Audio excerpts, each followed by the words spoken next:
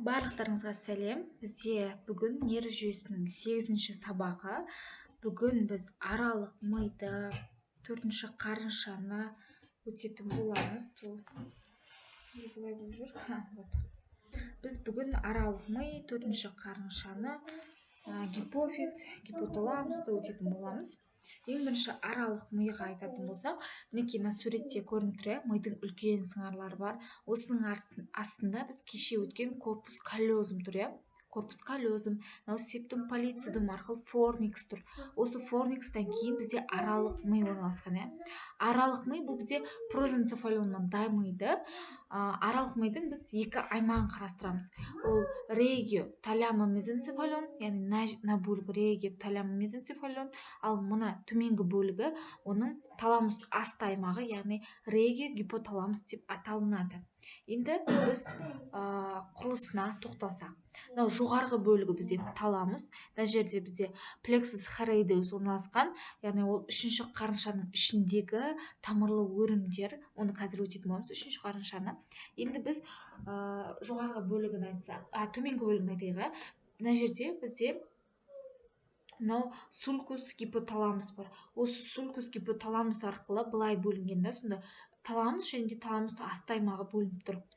Енді таламус асты, яғни гипоталамусты айтсақ, ең бірінші біз оның төмпешігіне, сұр төмпеге мән береміз. Бұл бізде тубер цинереум деп аталынады. Мына жерде орналасқан тубер цинереум деп аталынады, яғни сұр төмпе. Осы точканы ұстап аламыз да, апайдың алдында РК-да осы тубер цинереумнан бастап ұстап аламыз да, ары қарай түсіндіреміз. Яғни мына тубер цинереумның алдыңғы бөлігінде бізде жаңағы не орналасқан, хиазма оптикус орналасқан, алдыңғы бөлігінде мына жерде хиазма оптикус орналасқан, ал оның артқы бөлігінде корпус мамилярий, отырған бізде корпус мамилярий орналасқан, яғни хиазма оптикус бұл бізде көру қиылысы, ал корпус мамилярий бұл қалай айтса болады,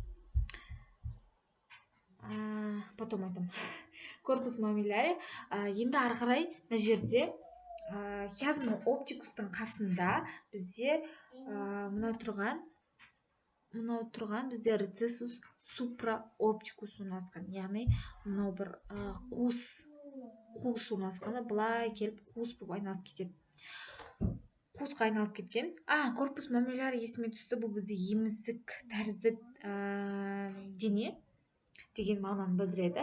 Одан кейін бізде мынау тубер цинереумның астыңғы бөлігінде бізде инфундибулум, мынау тұрған инфундибулум, яғни құйғыш орналасқан. Құйғыштың ұшында мынау бізде гипофиз екен. Мынау орналасқан бізде гипофиз.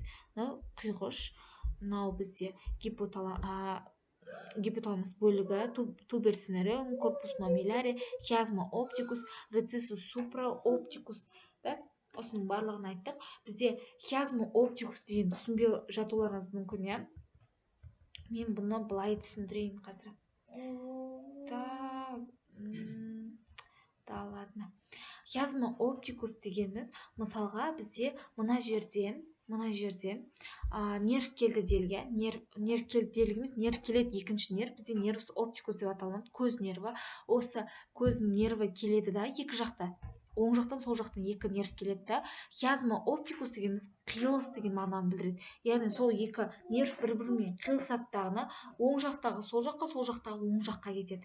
Сосын ол ары қарай трактус оптикусқа жалғасады. Трактус оптикустан кейін ол корпус геникулята латералис эт медиалиске жалғасады екен. Осындай бір шеңбер сияқты жолмен жүреді.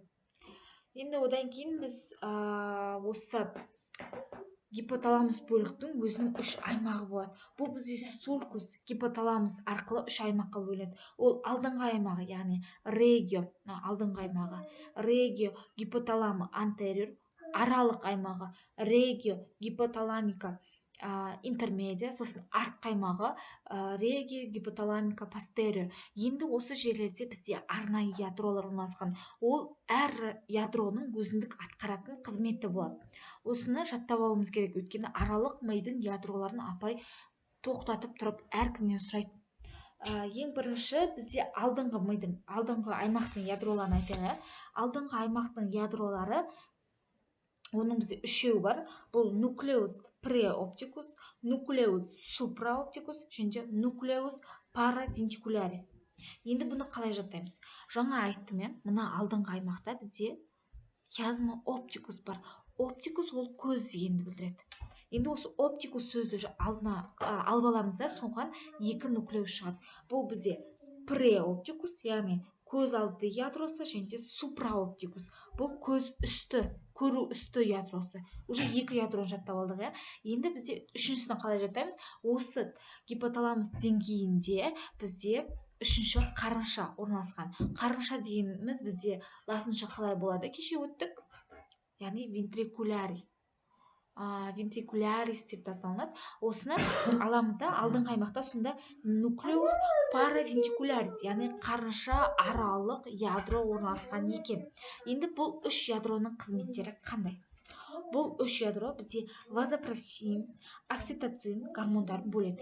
Көптеген жаңа источниктерде негізі айтып жатады, гипофизде бөлінеді деп. На самом деле бұл гормондар вазопрессин мен окситоцин жаңағы гипоталамуста бөлінеді, бірақ гипофизде сақталады. Осыны білуіміз керек.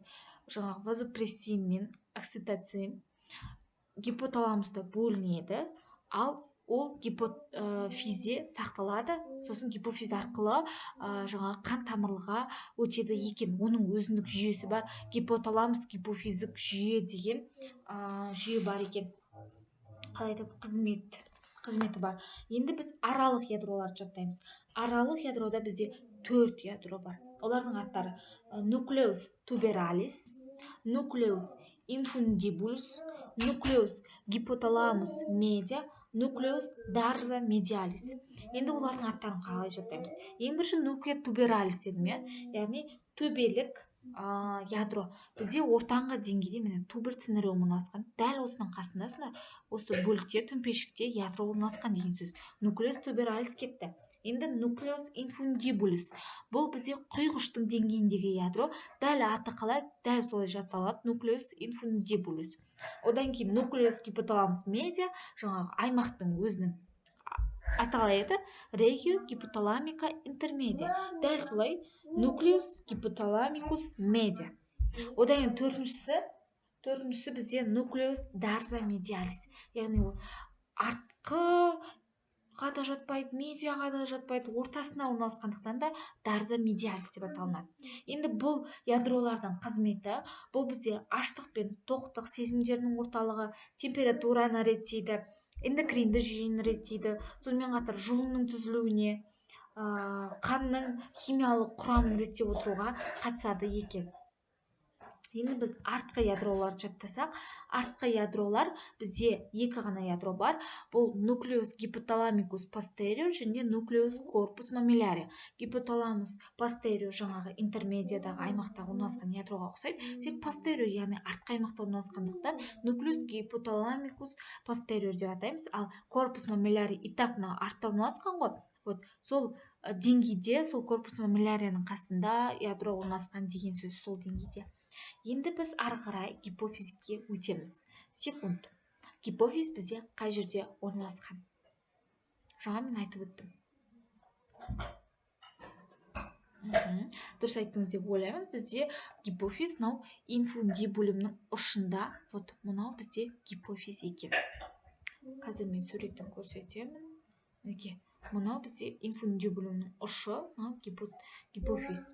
Гипофиз бізде ол остеологияда өткен болсаңыздар, түрік ершігі деген бар тұғын, ол неде бар еді? Сына тәрізді сүйекте орналасқан еді. Осы сына тәрізді сүйектің түрік ершігінде бір қуыс сияқты орналасқан өзі. Қуыс сияқты орналасқан деңгейде гипофиз ішінде орналасады екен. Бұл бізде тақ эндокринді без болып табылады. Ол алдында вена қойнаулары синус кавернозусты қоршай орналасады, ал сыртынан мидың қатты қабығымен қоршалады. Қатты қабық бізде жаңағы түрік ершігін сыртынан орайды дағына. Қазір мен көрсетемін, мына жерде. Қапымен салмаған екен, қазір көрсетейін. Мына жерде, мына тұр ғой, мынау бізде мынау түрік ершігі, шатыр тәрізді сияқты болып орналасқан. Осы жерден бізде қатты қабық қоршайдыдағыны, мына жер бір шатыр сияқты, диафрагма сияқты орналасады. Осы жерді біз жаңағы ершіктің диафрагмасы, диафрагма селя деп атаймыз. Гипофиздің шатыры сияқты былай жауып тұрады да, сондықтан да диафрагма селя деп атаймыз. Енді бұның өзіндік екі бөлігі болады. Өзіндік екі бөлігі болады. Так. Өзіндік екі